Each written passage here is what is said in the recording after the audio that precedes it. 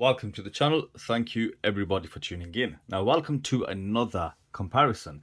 Now I'm sure you guys wanted to see this comparison ever since I reviewed the rectangular Captain Willard homage. Now we know Steeldive is the long-standing champion. I don't think there's anything that's come that has beat it on value for money.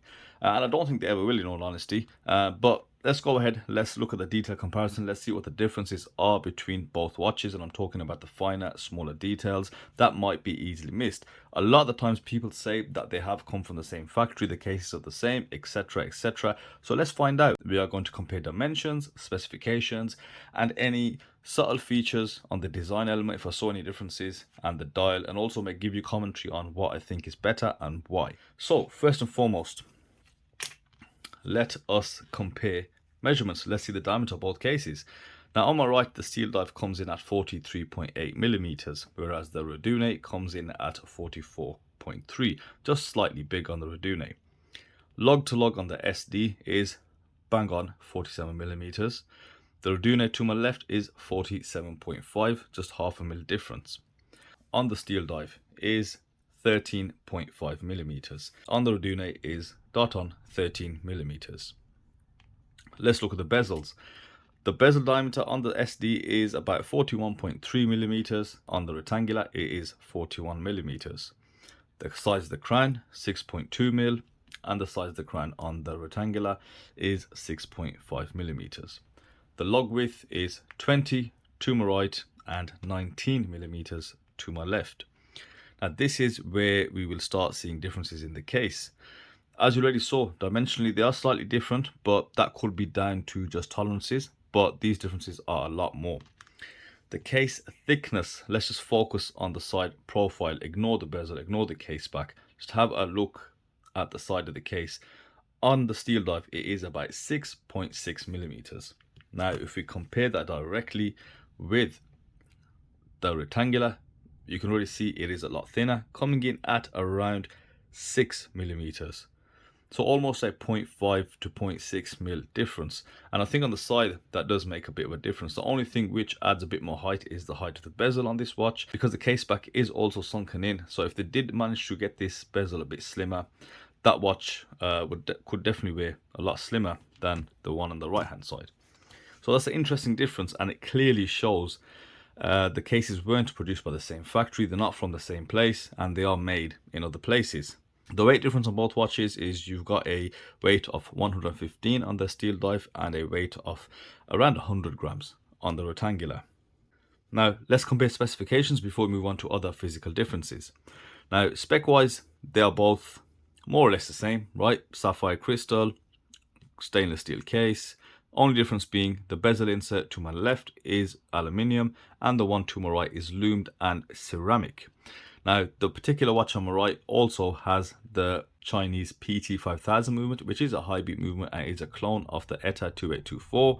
So it's got a higher beat rate and yeah, definitely more expensive. Whereas on my left, I've got the trusty workhorse NH35 Seiko Epson movement.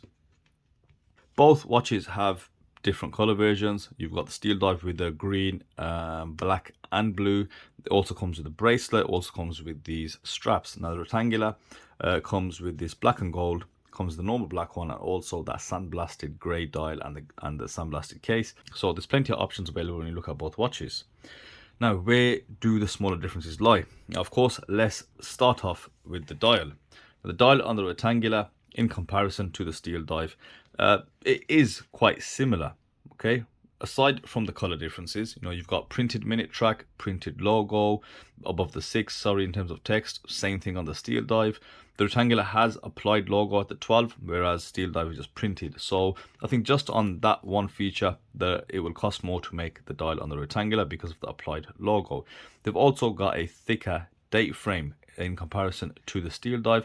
Both are nice.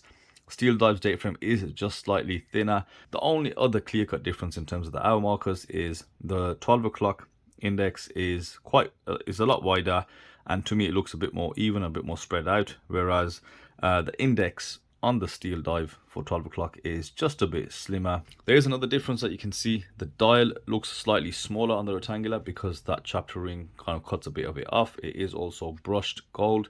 You also got the option of a brushed silver as well.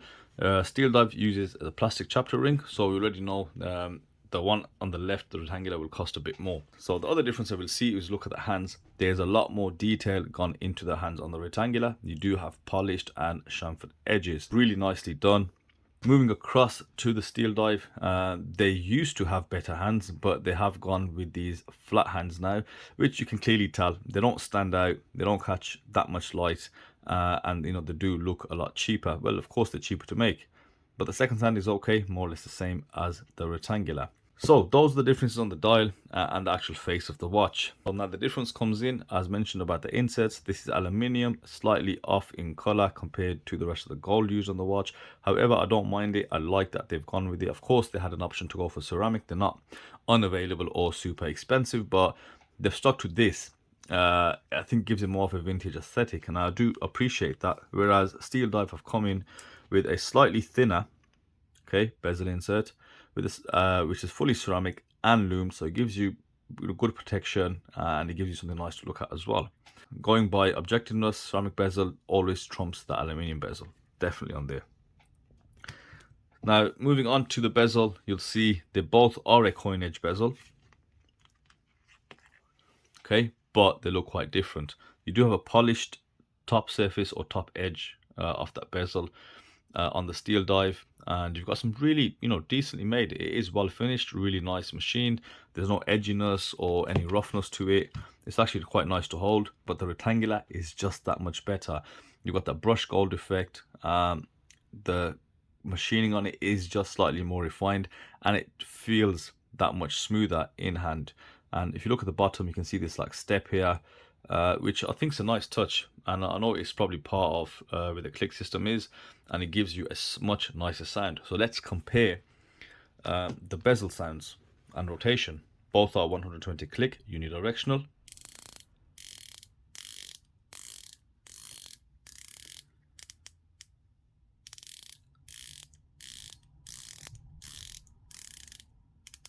So that's the Steeldive.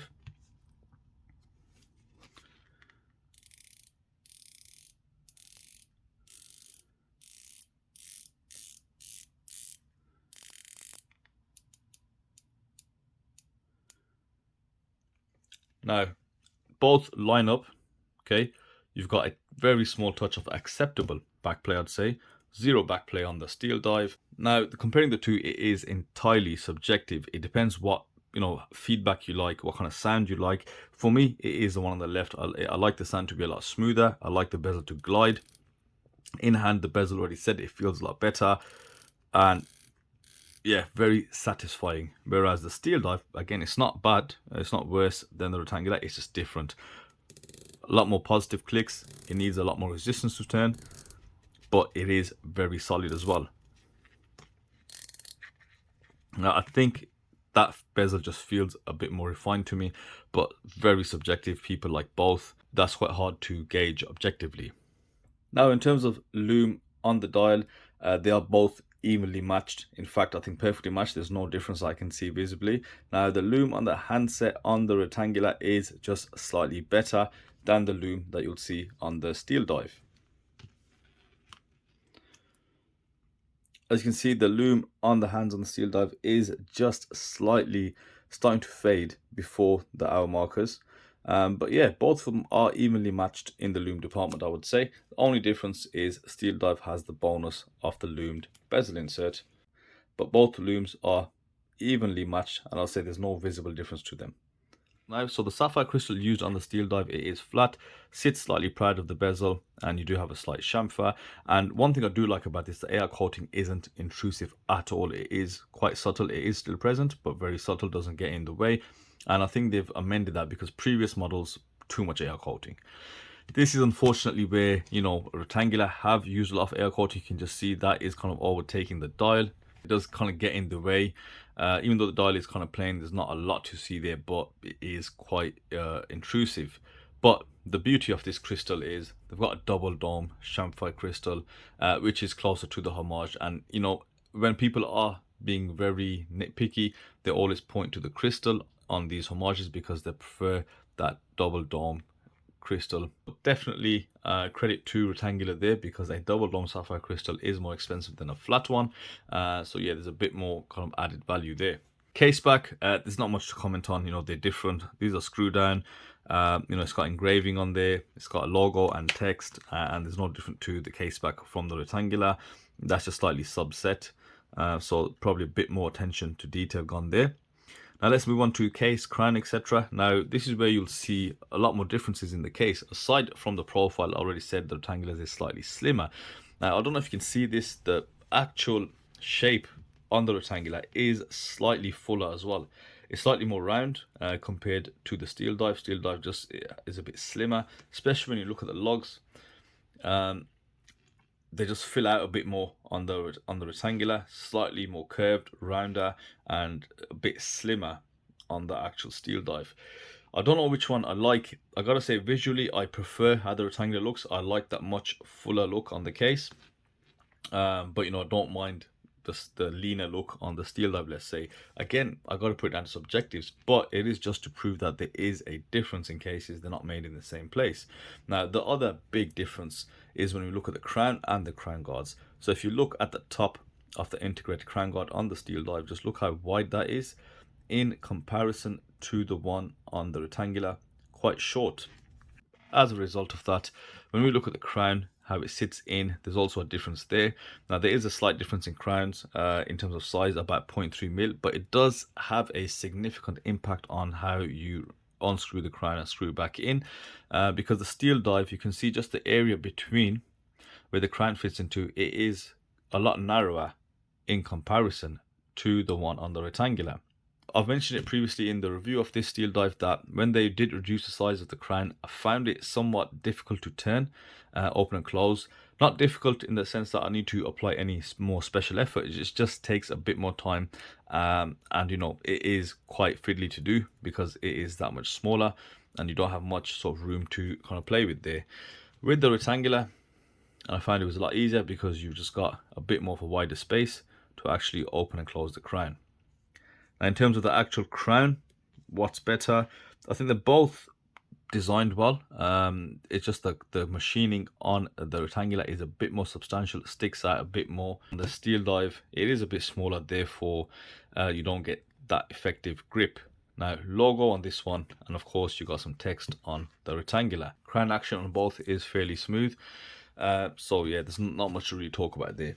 I think the main focus for me on this watch is just how different the case was. I was actually surprised how different it is.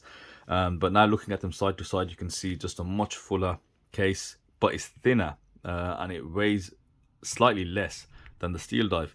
Even in hand, you can definitely feel a weight difference. So yeah, that's quite surprising. And to everyone that thinks all from the same factory, maybe not. Not to say, you know, Heimdallr and others haven't used the same case, because I think there is literally no difference between this case and the Heimdallr case, for example.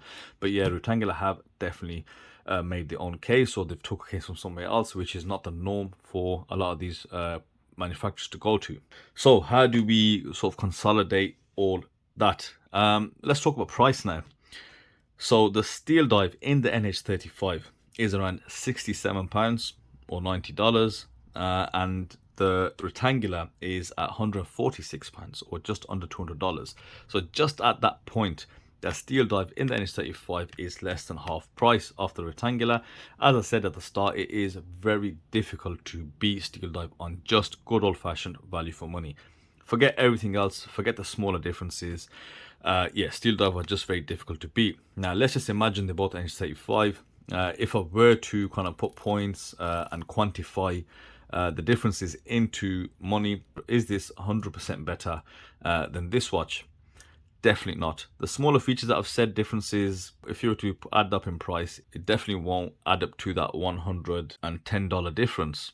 And on that note, I'd say definitely Steeldive is better value for money. Even the PT5000 movement, which this Steeldive comes in, is still $60 cheaper or £40 cheaper than the Rectangular. So they have now increased their value. You know, they've got the PT5000 in there and it's still unbeatable.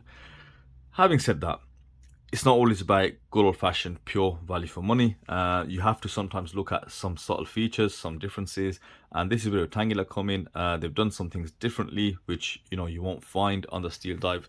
It is arguably somewhat more refined. If we just look at the case finish, for example, which I didn't really touch upon, you can just see here it is the grain is a lot more visible on the Steel Dive, right? Slightly coarse in comparison to look how smooth that finishes.